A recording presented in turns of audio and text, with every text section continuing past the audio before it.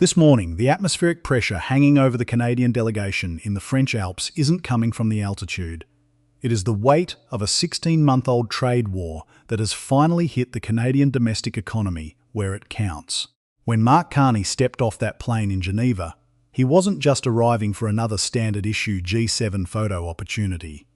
He was walking into a room where every other leader knows that Canada is, for the first time in a generation, playing a hand that is fundamentally decoupled from the standard playbook of North American alignment. To understand why this is a pivot point for Canadian sovereignty, look at the timeline. It is not just about the technical recession confirmed by Statistics Canada 10 days ago, the 0.1% contraction in the first quarter of 2026. That is the trailing indicator. The leading indicator is the 5 consecutive quarters of declining business capital investment. This is not a market correction. This is an economy on a structural pause. Businesses do not stop investing for over a year because of a minor dip in interest rates. They stop investing because the baseline rules of the continental market have become a weaponized variable. The official narrative suggests that Ottawa is simply reacting to the Trump administration's protectionist agenda. But the reality on the ground, the architecture of this conflict, reveals something far more calculated.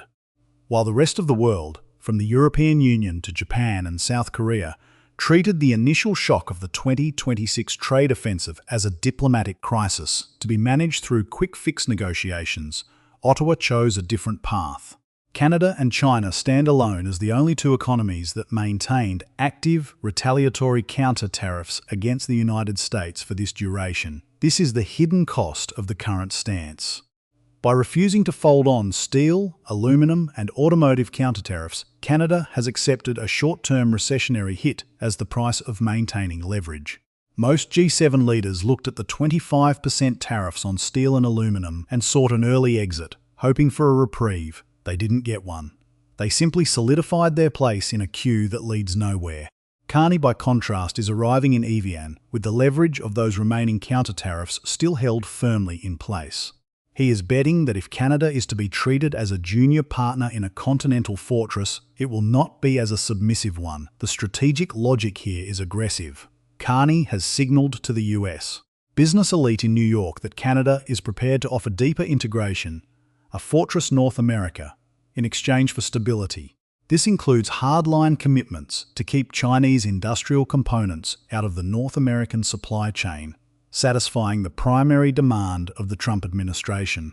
But there is a second, more dangerous half to that offer. If Washington rejects this path of mutual economic defense, Canada will redirect its capital and trade volume elsewhere.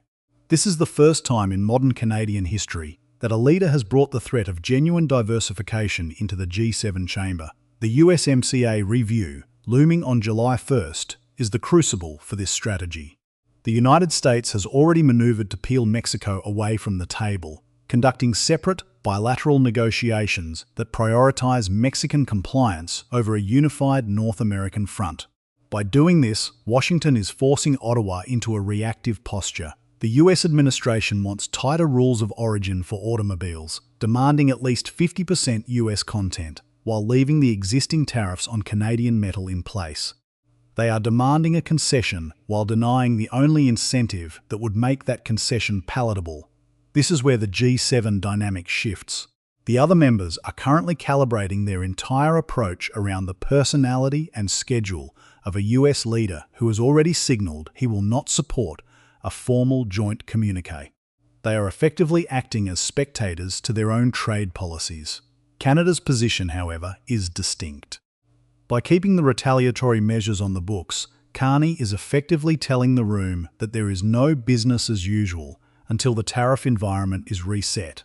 He is not looking for a meaningless declaration of unity. He is looking for a way to break the bilateral impasse that threatens to carve Canada out of the continental industrial core. The numbers provide the scale of this gamble.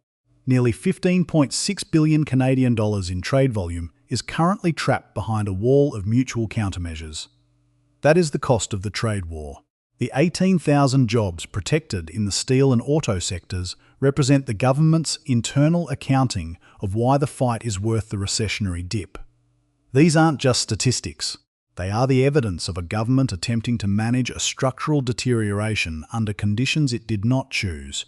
Carney's itinerary, bilateral sessions with France and Ireland before the main event, confirms the strategy. He is building a caucus of the ignored. Every other G7 leader is currently dealing with their own version of the same US trade pressure. If he can bridge the gap between their quiet frustration and Canada's overt counter-policy, he shifts the summit from a US-led lecture into a debate on the future of global trade. But as the leaders gather in the French Alps, the most critical question remains: can this posture of defiant, controlled trade reach the finish line of the July 1st deadline without the entire architecture of North American commerce buckling under the weight of these competing protectionist demands? We are watching a high-stakes standoff where the margin for error has effectively evaporated. But the most consequential question remains unanswered. Is this Fortress North America concept a genuine strategic pivot, or just a sophisticated attempt to buy time before the US executive branch fully collapses the existing trade architecture? To understand the deal architecture Carney is peddling in the corridors of Evian, we have to look past the rhetoric of mutual strength and examine the cold, hard mechanics of the offer. The architecture of the proposed partnership rests on three specific pillars, each designed to address a different layer of the Trump administration's protectionist agenda while quietly insulating Canadian interests. First, the China exclusion guarantee. This is the cornerstone of the deal. Carney's team has signalled that Canada is prepared to go significantly further than the USMCA currently requires in auditing supply chains.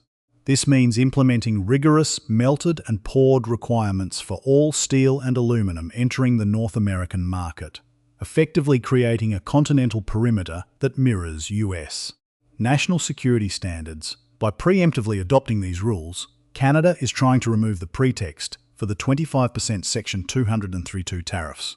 It is a calculated trade-off. Canada cedes some autonomy in how it sources its own industrial raw materials in exchange for a permanent exemption from the erratic, weaponized tariff environment that has defined the last 16 months. Second, the strategic energy and minerals integration.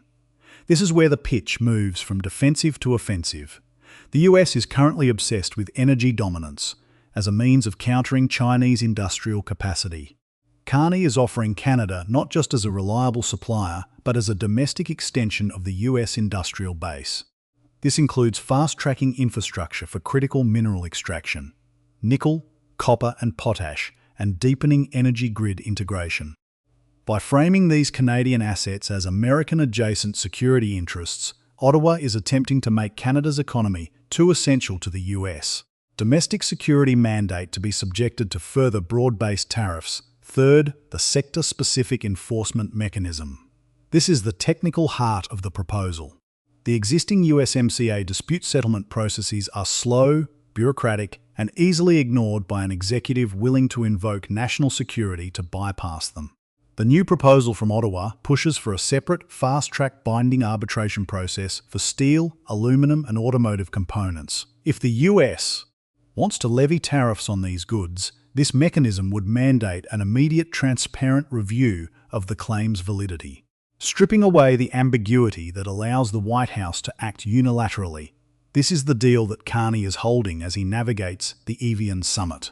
It is an offer of total alignment on the anti-China trade front in return for a legal, ironclad exit from the current tariff war. However, the architecture contains a flaw that most analysts are ignoring. The US administration's current position is not driven by economic logic, but by political optics. Every concession Canada makes, every tightening of supply chain rules, is viewed in Washington not as a foundation for a new partnership, but as proof that the previous pressure campaign is working. If Carney agrees to the Fortress framework, he risks locking Canada into a decade of subservience where the rules can be changed at a whim, and where Canadian industrial policy is entirely subordinated to the whims of the US national security apparatus. The irony is that Canada is currently in a position of forced compliance.